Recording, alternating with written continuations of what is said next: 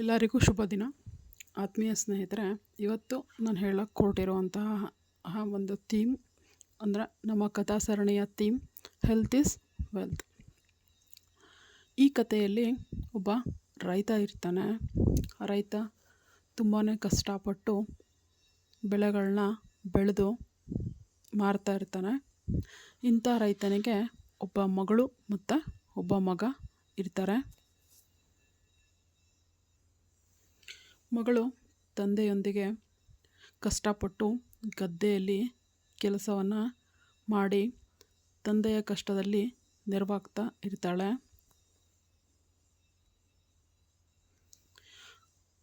ಆದರೆ ಮಗ ಮಾತ್ರ ತಂದೆ ಸಂಪಾದನೆ ಮಾಡಿದಂತಹ ಹಣದಿಂದ ತುಂಬ ದುಂದು ವೆಚ್ಚಗಳನ್ನ ಮಾಡ್ತಾ ಯಾವುದೇ ರೀತಿಯಾದಂತಹ ದುಡಿಮೆಯನ್ನು ಮಾಡದೆ ವಿಲಾಸಿ ಜೀವನವನ್ನು ನಡೆಸ್ತಾ ಇರ್ತಾನೆ. ಇಂಥ ಸಂದರ್ಭದಲ್ಲಿ ಒಂದು ಬಾರಿ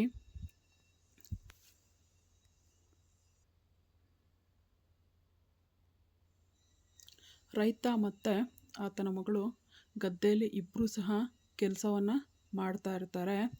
ಮಾಡ್ತಾ ಇದ್ದಂತಹ ಪರಿಸ್ಥಿತಿನಲ್ಲಿ ಆ ದಿನ ಜೋರಾದಂತಹ ಮಳೆ ಆರಂಭವಾಗತ್ತೆ. ಆರಂಭವಾದಂಥ ಸಂದರ್ಭದಲ್ಲಿ ಆ ವರ್ಷದ ಬೆಳೆ ಪೂರ್ತಿಯಾಗಿ ಮಳೆ ನುಂಗು ಹಾಕತ್ತೆ. ಇಂಥ ಪರಿಸ್ಥಿತಿಯಲ್ಲಿ ರೈತ ತುಂಬಾ ಕಂಗಾಲಾಗ್ತಾನೆ.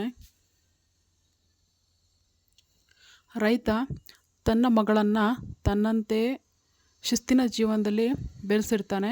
ಅಂದರೆ ಬೆಳಗ್ಗೆ ದಿನ ಎದ್ದು ಮಗಳು ಧ್ಯಾನ, ಯೋಗ ಮತ್ತು ಉಳಿದ ಸಮಯವನ್ನು ತಂದೆಗೆ ನೆರವಾಗಲಿ ಎನ್ನುವಂತಹ ಉದ್ದೇಶಕ್ಕೋಸ್ಕರ ಗದ್ದೆನಲ್ಲಿ ಹೋಗಿ ಕೆಲಸವನ್ನು ಮಾಡ್ತಾ ಇರ್ತಾಳೆ.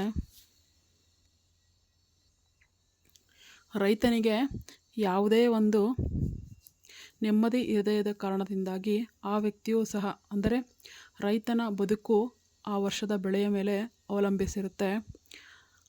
ಆ ವರ್ಷದ ಬೆಳೆ ಪೂರ್ತಿಯಾಗಿ ಮಳೆ ಬಂದು ನುಂಗು ಹಾಕಿದ್ದರ ಕಾರಣದಿಂದಾಗಿ ರೈತನ ಬದುಕು ಪೂರ್ತಿಯಾಗಿ ನಶಿಸುತ್ತಾ ಹೋಗುತ್ತೆ. ಇಂಥ ಸಂದರ್ಭದಲ್ಲಿ ವಿಲಾಸಿ ಜೀವನವನ್ನು ನಡೆಸುತ್ತಿದ್ದಂತಹ ಮಗ ತಂದೆಯ ವಿರುದ್ಧ ತಿರುಗಿ ಬೀಳ್ತಾನೆ. ರೈತನಿಗೆ ತುಂಬಾ ನೋವಾಗತ್ತೆ. ರೈತ ಹೇಳ್ತಾನೆ, ನೋಡಪ್ಪ, ಕಷ್ಟಪಟ್ಟು ಬೆಳೆದರೆ ಮಾತ್ರ ನಮಗೆ ಜೀವನ. ನಾನು ಅಂದು ಕಷ್ಟಪಟ್ಟು ದುಡಿದಿದ್ದಂತಹ ಪರಿಣಾಮ ನೀವು ಇಂದು ನಡೆಸುತ್ತಿರುವಂತಹ ವಿಲಾಸಿ ಜೀವನ. ನಾನು ಅವತ್ತು ಕಷ್ಟಪಟ್ಟು ದುಡಿದ ಕಾರಣದಿಂದಾಗಿ ಮನೆಯನ್ನು ತೆಗೆದುಕೊಂಡೆ. ಸ್ವಲ್ಪ ದಿನಗಳ ಕಷ್ಟದ ಪ್ರತಿಫಲವಾಗಿ ಕಾರನ್ನು ಸಹ ತೆಗೆದುಕೊಂಡೆ. ಆದರೆ ನೀನು ಯಾವ ಕಾರಣಕ್ಕೂ ಸಹ ಕಷ್ಟಪಟ್ಟು ದುಡಿತಾನೂ ಇಲ್ಲ. ಅದನ್ನು ಹೊರತುಪಡಿಸಿ ನಿನ್ನ ದೇಹವನ್ನು ರೋಗಗಳ ಕಾರ್ಖಾನೆಯನ್ನಾಗಿ ಮಾಡಿಕೊಂಡಿದ್ದೀಯ. ಅದರ ಪ್ರತಿಫಲ ಇಂದು ನೀನು ಈ ಆಸ್ಪತ್ರೆಯಲ್ಲಿ ಚಿಕಿತ್ಸೆ ಪಡಿತಾ ಇರೋದು. ರೈತನಿಗೆ ತುಂಬಾ ಬೇಜಾರಾಗತ್ತೆ. ಇದ್ದಂತಹ ಇಬ್ಬರು ಮಕ್ಕಳಲ್ಲಿ ಒಬ್ಬ ಮಗ ಚೆನ್ನಾಗಿ ವಿಲಾಸಿ ಜೀವನವನ್ನು ಮಾಡಿ ಯಾವುದೇ ರೀತಿಯಾದಂತಹ ಕಷ್ಟಪಟ್ಟು ದುಡಿಮೆಯನ್ನು ಸಹ ಮಾಡದೆ ತನ್ನ ಆರೋಗ್ಯದ ಕಡೆಯೂ ಸಹ ಗಮನವನ್ನು ಕೊಡದೆ ಆಸ್ಪತ್ರೆಯ ಹಾಸಿಗೆಯ ಮೇಲೆ ಅವನ ಕೊನೆಯ ದಿನಗಳನ್ನ ಕಳೀತಾನೆ. ಕಳೆದು ಒಂದಿನ ಅವನು ತೀರಿ ಹೋಗ್ತಾನೆ. ಅದೇ ರೀತಿ ಶಿಸ್ತುಬದ್ಧ, ಅಂದರೆ ತಂದೆಯ ನೀತಿ ಪಾಠದಲ್ಲಿ ಬೆಳೆದಂತಹ ಮಗಳು ಆರೋಗ್ಯಯುತವಾಗಿ ವಯಸ್ಸಾದಂಥ ಕಾಲದಲ್ಲಿ ತಂದೆಗೆ ನೆರವಾಗಿ ನಿಲ್ತಾಳೆ.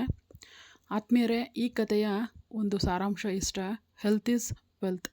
ಆರೋಗ್ಯವನ್ನು ನಾವು ಕಷ್ಟಪಟ್ಟು ದುಡಿಮೆ ಮಾಡೋದರ ಮೂಲಕ, ಯೋಗ, ಧ್ಯಾನ ಇಂತಹದ್ರ ಮೂಲಕ ಹೆಚ್ಚಿಸಿಕೊಳ್ಳಬಹುದು. ಯೋಗ ಮಾಡೋದ್ರಿಂದ ನಮಗೆ ಫಿಸಿಕಲ್ ಫಿಟ್ನೆಸ್ ಸಿಗುತ್ತೆ.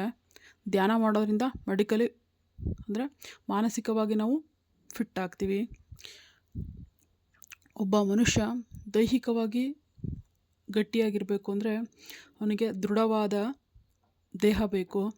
ಅದೇ ಮಾನಸಿಕವಾಗಿ ನಾವು ಗಟ್ಟಿಯಾಗಿರಬೇಕು ಅಂದರೆ ಸದೃಢವಾದಂತಹ ಮನಸ್ಸು ಬೇಕು.